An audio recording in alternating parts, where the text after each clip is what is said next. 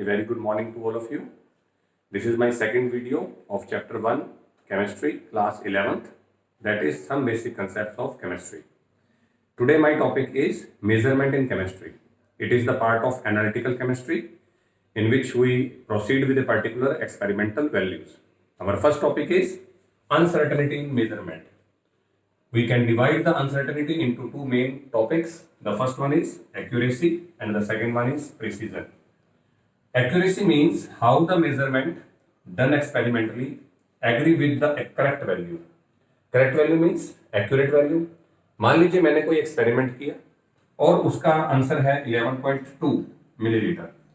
अगर आपका रिजल्ट या आंसर 11.2 के जितना पास होगा, that means that answer will be more accurate. अगर आपने बिल्कुल 11.2 निकाला है, it means it is the most accurate. 11.1 वाला नियर बाई एक्यूरेट, और जितना आप 11.2 से डेविएट हो जाएंगे या इधर उधर हो जाएंगे वो उतना गलत हो जाएगा। Now what is precision? Precision means how closely individual measurement agree with each other. Precision means precise your result. Precise के लिए हम क्या करते हैं, हमारे रिजल्ट को बार बार रिपीट करते हैं। जैसे हम लोग आप लोगों से टाइट्रेशन करवाते हैं तो आपको कहा जाता है कि उस टाइट्रेशन के एक्सपेरिमेंट को 3 बार रिपीट कीजिए। 3 बार रिपीट करने से अगर 2 बार कोई वैल्यू सेम आ जाती है, that means that is precise. मान लीजिए मैंने पहली बार प्रैक्टिकल किया, मेरा आंसर है 11.0। सेकेंड बार मैंने प्रैक्टिकल किया, उसमें 11.1 and again my answer is 11.1। It means कि मैंने 2 बार सेम रिजल्ट को ऑब्टेन किया है या सेम रिजल्ट फाइंड आउट किया है। Now my result is precise. It means I am agree with my both the results because they are same. So this is about the accuracy and precision. Now my second topic is scientific notations. Scientific notation means to convert the bigger values into power. It means आपके पास कोई बहुत ही बड़ी value है तो आप उसे power में convert कर दीजिए। कैसे? मान लीजिए मेरे पास है 4040000। ये एक बिगर वैल्यू है। Now I can easily convert it into 4.04 and now 1 2 3 4 5 6 and 7. I can place the decimal after 7 and it will become 4.04 into 10 raised to power 7. Similarly, if I have 0.0000219, okay, now I can write this 2.19, okay, 1 2 3 4 5 6 into 10 raised to power minus 6. This is known as scientific notation. Now the addition and subtraction of scientific notation. First of all, the rules for addition and subtraction are same. Addition और subtraction के लिए आप लोगों के पास जो भी दो values हैं उनकी पावर जो है वो सेम होनी चाहिए। It means if I have 7.29 into 10 raised to power 3 and 5.12 into 10 raised to power 3, तो मैं इन्हें बड़े आराम से ऐड कर सकता हूँ। क्यों? पावर जो है 10 raised to power 3, 10 raised to power 3, it means 10 raised to power 6। No, it is wrong. Power जो है वो हमेशा सेम रहती है, that is 10 raised to power 3। अभी बताता हूँ कैसे। अब इसको आप लोगों ने ऐड करना है। 9 and 2 is equal to 1, power 1 2 1 and it is carry 1 sorry, ये हो गया 4, 7 plus 2 is equal to 12। Now my answer is 12.10 raised to power 3। For example अगर मेरे पास 50,000 है, ओके, और मेरे पास 20,000 है, अगर मैं 50,000 और 20,000 को ऐड करता हूं तो now it will become 70,000, okay. और अगर आप 50,000 को लिखते हैं तो it will be 5 into 10 raised to power 4, it will be 2 into 10 raised to power 4, क्योंकि मेरी पावर सेम है। Now 4 and 4 is not 8, 4 plus 4 is equal to 4 and 5 plus 2 is equal to 7। तो now my answer is 70,000। It means कभी भी आप लोग power को अगर अलग अलग कर लेंगे तो सबसे पहला हमारा जो है वर्क वो ये है कि आपकी पावर सेम होनी चाहिए। चलो एक एग्जांपल ऐसा भी ले लेते हैं। फॉर एग्जांपल आई हैव 9.24 और into 10 raise to power minus कर देते हैं 3 and I have 2.34 into 10 raise to power minus 4। Now I have different powers. तो फर्स्ट ऑफ ऑल आपको पावर इक्वल करनी है। पावर को बराबर करने के लिए चाहे आप -3 को -4 कर लीजिए, चाहे आप -4 को -3 कर लीजिए, दोनों एक ही बात है। Okay, now I am converting -4 into -3। Watch it carefully. The first digit is same 9.24 into -3, but my second digit is 23.4 into sorry 2.234 into 10 raised to power minus 3। मैंने -4 पावर को -3 में कन्वर्ट किया। इट मीन्स कि मैंने power को बड़ा कर दिया। -4 बड़ा है या -3, तो answer is -3। When you are increasing the power, the digit near by with the power will decrease. अगर मैं पावर को बड़ा कर रहा हूं तो आपकी वैल्यू छोटी हो जाएगी, और अगर मैं इसको छोटा कर रहा हूं तो वैल्यू बड़ी हो जाएगी। Now my answer is 0.2, 3 and 4। 2, 3 and 4 यहाँ 0 लग जाएगा। 0 and 4 is equal to 4, 4 and 3 is equal to 7, 2 and 2 is equal to 4, and now it is 9.474 into 10 raised to power minus 3। These are the similar rules. These rules are same for the subtraction. Now the multiplication and division of scientific figures, scientific notations. Now the multiplication.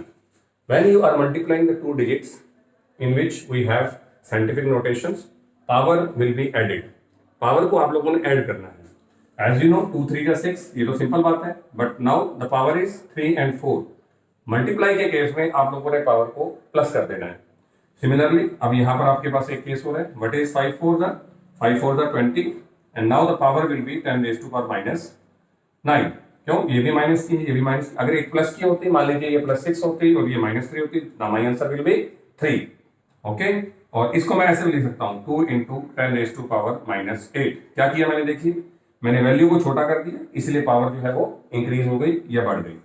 Now in case of division, division के case में जो powers हैं वो minus हो जाएंगी। बड़ा simple है।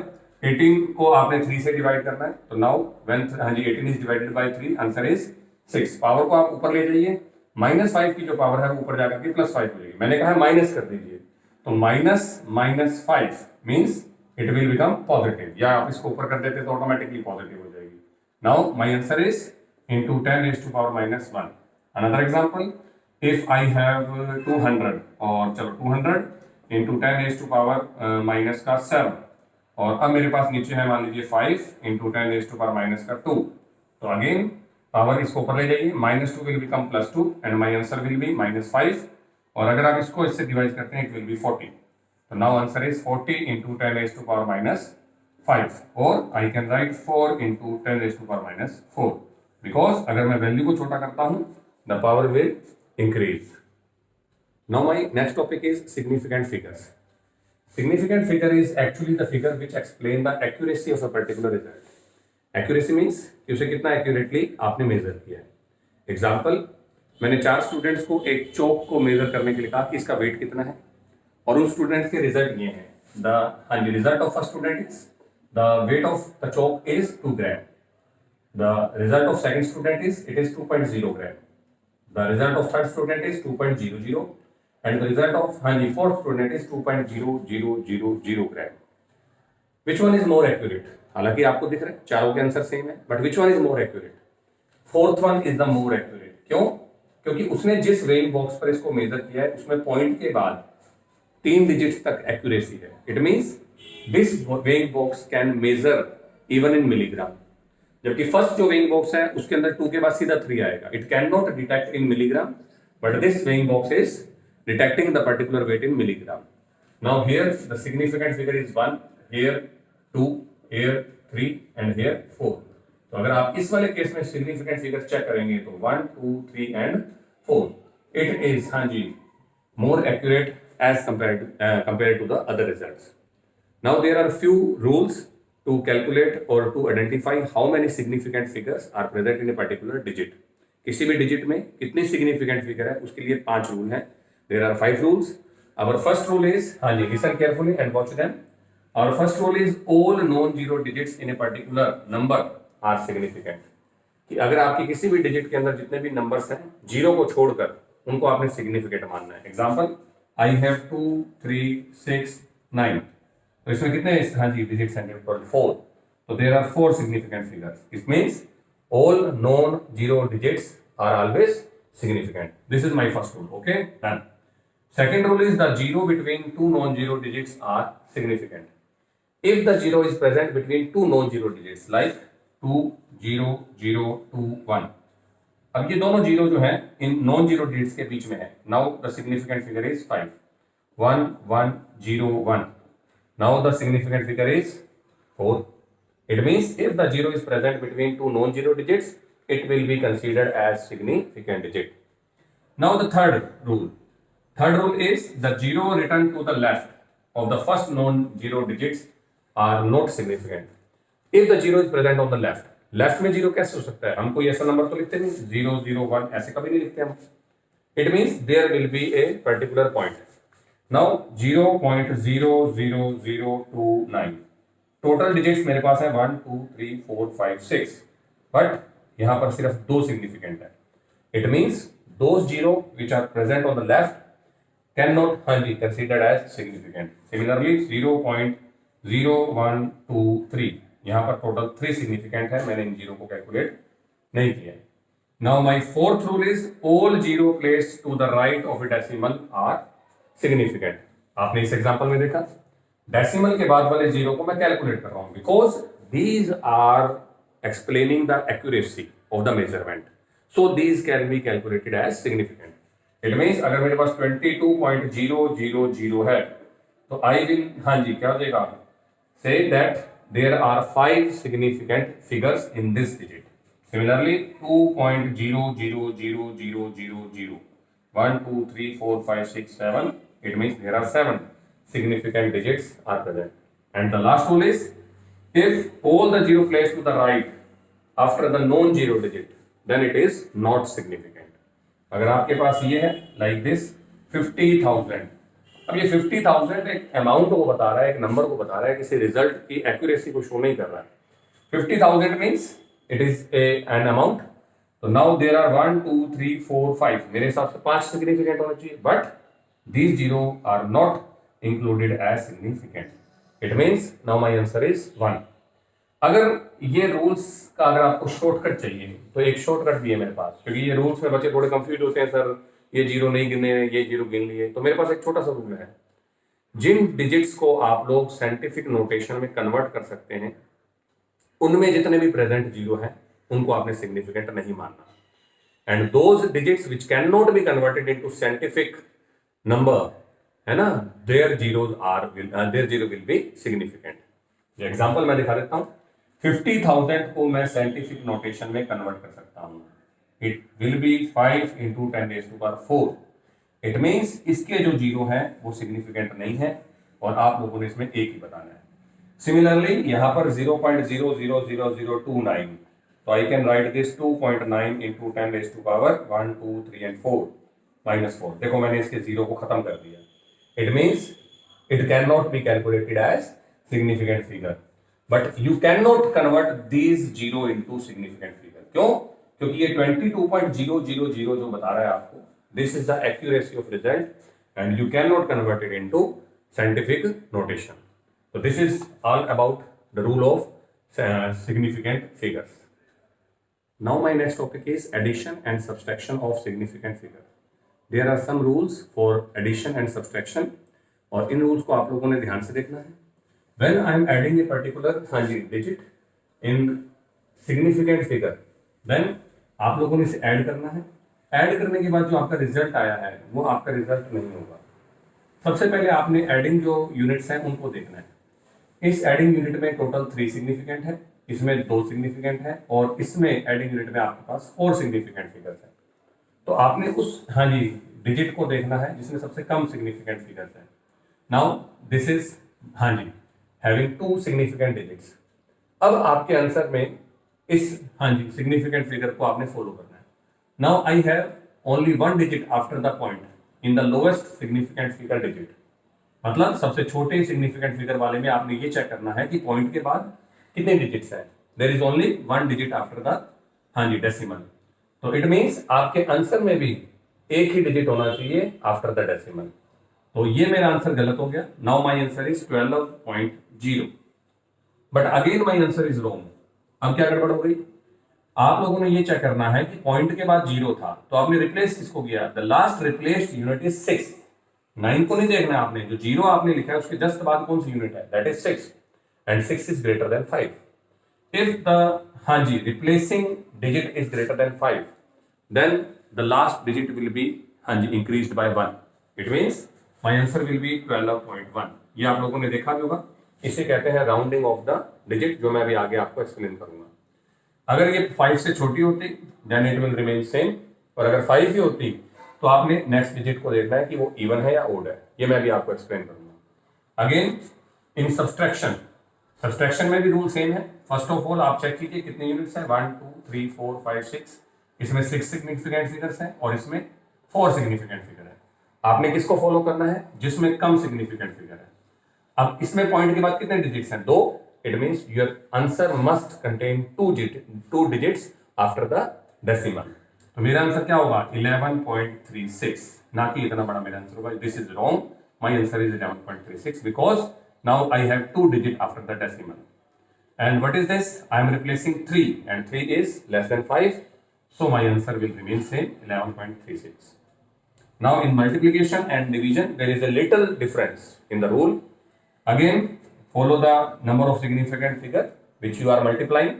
1, 2, 3, 4, 5. In this, there are 5 significant figures. Now 1, 2, 3 and 4. There are 4 significant figures. Okay, oh, sorry. There are 2 significant figures. अब आपके आंसर में टोटल 2 सिग्निफिकेंट फिगर्स होने चाहिए. वहां आपने क्या किया? पॉइंट के बाद में फॉलो किया. But now you have the answer with the lowest 2 significant figure. It means आपके आंसर में भी टोटल 2 ही सिग्निफिकेंट फिगर होने चाहिए. So my answer will B 0.024. Now my answer have only 2 significant figure. Last replacing कौन सी है? 3 and 3 is less than 5. So my answer will remain 0.024. Okay. In division, the rule is same. Again, how many significant figure are there? 1, 2, 3, 4 and 5. इसमें 5 है और 1, 2 and 3.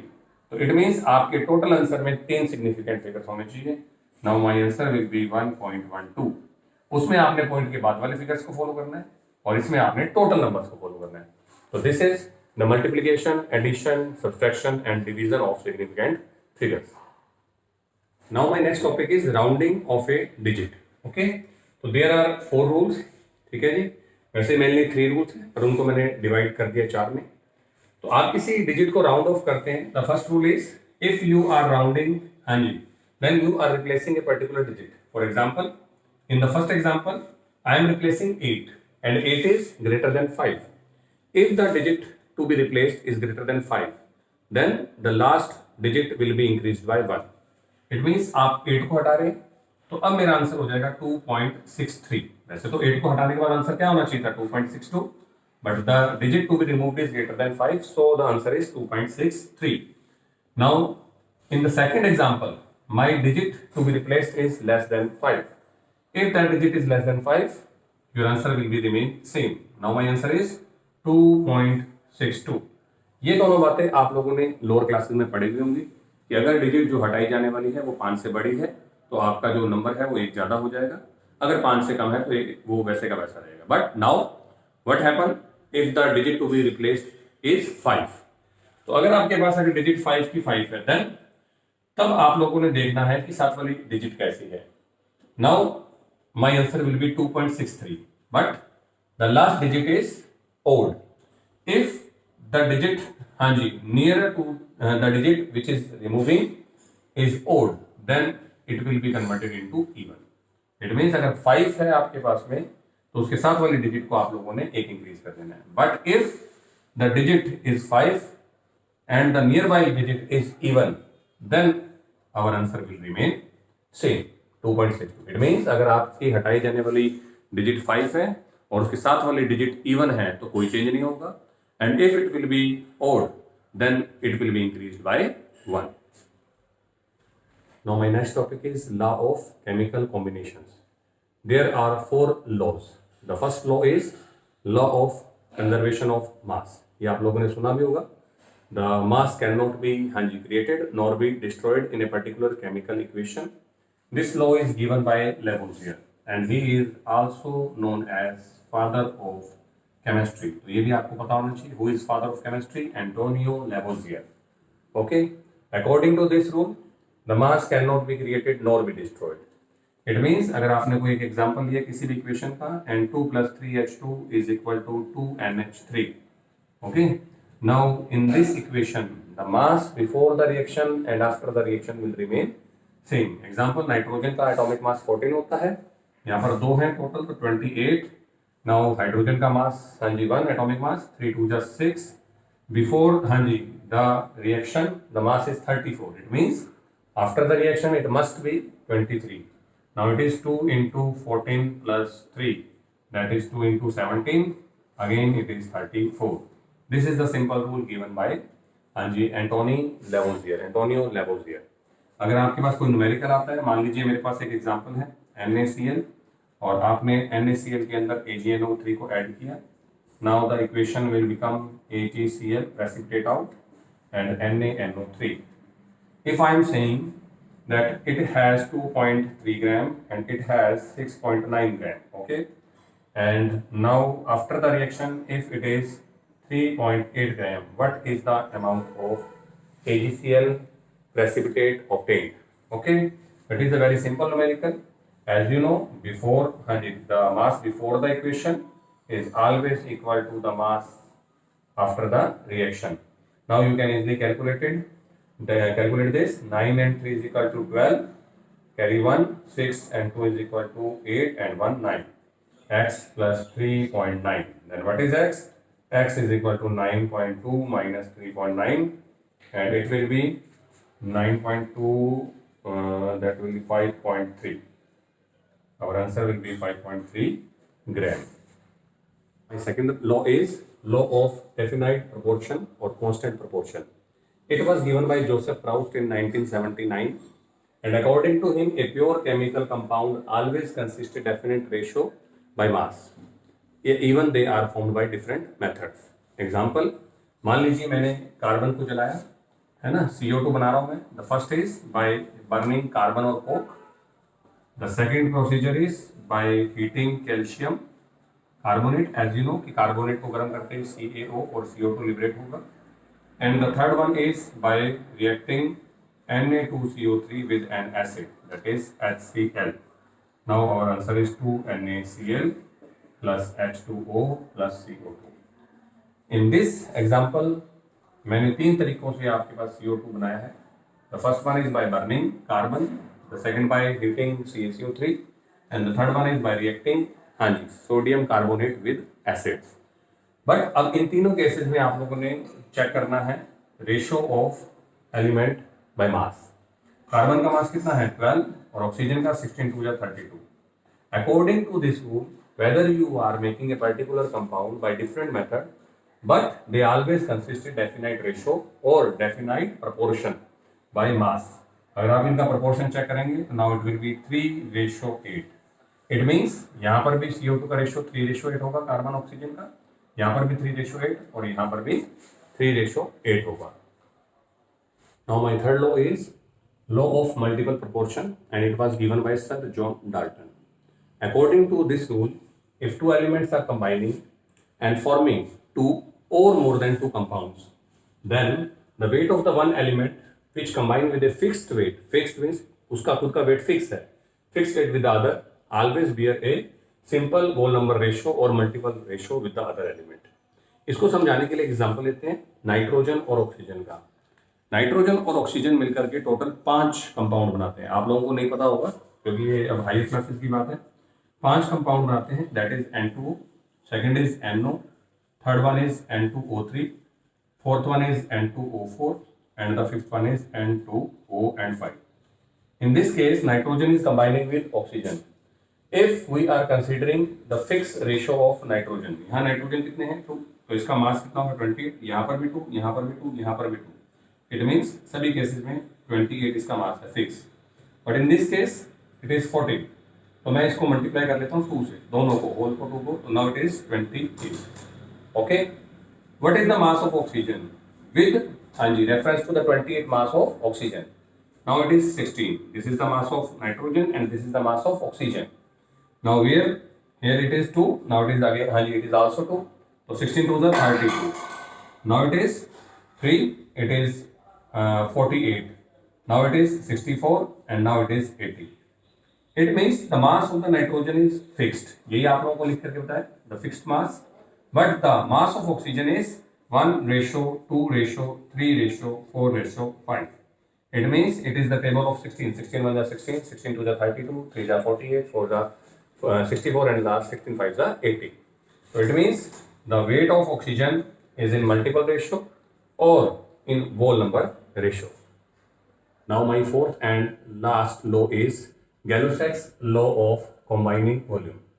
According to him, under similar condition of temperature and pressure, when gases are combining with each other, they do so in volume which bear whole number ratio, even with the products. It means अगर आपके पास कोई भी gases आपस में जुड़ रही हैं तो वो whole number ratio में कनेक्ट होंगी, और अगर प्रोडक्ट भी गैस है then it means it will also in a simple whole number ratio. Example, H2 gas, similarly CH2 gas, and they are producing HCl, and it is also gas. Now what is the ratio here? 1, 1 and 2. It means 1:1:2. And one more example, N2 gas plus 3H2 gas, and it will give 2NH3 gas. Again 1:3:2. इस rule से एक main बात ये पता लगती है कि जो भी आप लोगों के मॉलिक्यूल्स हैं उनको हम फ्रैक्शन में नहीं ले सकते.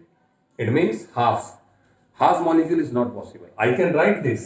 If I want to make 1 mole of HCl, then the equation will be half H2 plus half Cl2, and it will give 1 mole of HCl. But my fraction is half and 1. It means ratio गड़बड़ हो गया आपके पास. तो molecule जो है वो practically ऐसे possible नहीं है. It means you can write this equation theoretically, but it is not experimentally possible. My next topic is Dalton's atomic theory, which was given by Sir John Dalton. He explained the nature of the atom with the help of his theory. There are 6 main points of his theory. The first point is matter is made up of extremely small particle, which is known as atom. ये आप लोगों ने छोटे classes में पढ़ा भी होगा. किसी भी चीज का जो सबसे छोटा पार्ट है वो एटम है, which can neither be divided. हालांकि ये मॉडर्न थ्योरी में गलत हो गया था. The second is atom of same elements are identical. It means अगर किसी एक ही चीज के एलिमेंट है, जैसे हाइड्रोजन के हैं, तो वो शेप, साइज और मास के अंदर इक्वल होंगे. ये भी थ्योरी में गलत हो गया था बाद में. The third is atom of different elements are different. अलग अलग, हाँ जी, एलिमेंट्स के एटम भी अलग अलग होंगे, उनका शेप, साइज और मास तीनों अलग अलग होगा. The fourth one is atom is smallest portion of the matter which can combine, हाँ जी, in a particular chemical equation. The fourth one is atom of same और different elements combined together to form compound atom. इसने molecules को compound atom बोला. उस time molecule word, हाँ जी, search नहीं हुआ था या डिस्कवर नहीं हुआ था. ही, हाँ जी, name the molecule as compound atoms. And the last one is atom can neither be created nor be destroyed. ये जो 6 के 6 पॉइंट्स उसने बताए थे, ये मॉडर्न एटॉमिक थ्योरी में गलत प्रूव हो गए. And so our next topic is modern atomic theory. Next topic is modern atomic theory. It was given by sir J.J. Thomson, Rutherford and Niels Bohr. इस theory ने Dalton's theory के लगभग सभी points को गलत कर दिया. इसमें आपके पास फर्स्ट पॉइंट क्या है? Atom is no longer indivisible. According to Dalton, the atom is the smallest indivisible, हाँ जी, part of the atom. But as you know, atom के अंदर इलेक्ट्रॉन भी है, प्रोटॉन भी है और न्यूट्रॉन भी है. We can further divide the atom in electron, proton and neutron. The second is all the atom of same element may not be similar. Dalton ने क्या बात बताई थी? अगर हाइड्रोजन है तो उसके एटम सारे सेम होंगे, शेप, साइज और मास में. But as you know, isotopes की बात करते हैं तो हाइड्रोजन के 3 आइसोटॉप हैं. As you know, hydrogen 1, hydrogen 2 and hydrogen 3. Hydrogen 1 is known as protium, 2 is known as deuterium and 3 is known as tritium. Hydrogen, protium, deuterium and tritium, these 3 are, हाँ जी, are in different mass. ठीक है ना, उनका तीनों का मास अलग अलग है. Now the third is atom of different elements have similar atomic mass. जबकि डाल्टन ने क्या कहा था कि जितने भी अलग अलग, हाँ जी, एटम्स हैं अलग अलग एलिमेंट के, वो डिफरेंट होंगे, वो हर, हाँ जी, फेज में डिफरेंट होंगे. बट इफ यू, हाँ जी, see carbon 14 and nitrogen 14, these both have similar mass, although these both are from different element. These are known as isobar. इनको आइसोटोप कहते हैं, जिनके एटॉमिक नंबर सेम है और मास नंबर डिफरेंट है, और इनको आप लोग आइसोबार कहते हैं. Now the next is atom may not be always combined in simple ratio. उसने क्या कहा था? अगर HCl की बात करेंगे तो this is the simple ratio 1:1. Similarly CO2 की बात करेंगे 1:2 इस टाइप से होगा। इट मीन्स ये हमेशा सिंपल रेशो में ही कंबाइन करेंगे, जबकि ऐसा नहीं है। If you see the structure of sucrose, now it is not in the simple ratio, क्योंकि डाल्टन ने सिंपल मॉलिक्यूल्स को एक्सप्लेन किया था। This is the complex one. Now the ratio is 12:22:11 11 to the 22, but 12 is not matching with this. Okay, and the last and the most important is atom can neither be हाँ जी created nor be destroyed, ऐसा Dalton ने बताया था, but ऐसा नहीं है। Atom को भी डिस्ट्रक्ट किया जा सकता है। Atom can be destructed by nuclear reactions. As you know, nuclear bomb में क्या होता है? न्यूक्लियर बॉम्ब के अंदर रेडोन जो है वो आपका टूट करके आगे चेंज हो जाता है न्यूक्लियर बॉम्ब में, या यूरेनियम जो है वो टूट करके क्रिप्टॉन और जीनॉन में चेंज हो जाता है। मैं आपको एक सिंपल एग्जांपल दिखाता हूँ। नाइट्रोजन 714, जब हमने नाइट्रोजन के ऊपर प्रोटॉन की बोmbardment की, देन वी विल गॉट, और या ड्यूटेरियम की बोmbardment की, then we will got oxygen 8 and now it will be 50, oh sorry, it is 2 and it is 16. In this equation, nitrogen is destroyed and oxygen is created. It means atom can be destructed with the help of nuclear reactions. This is all from this video. Hope you like this. Have a nice day.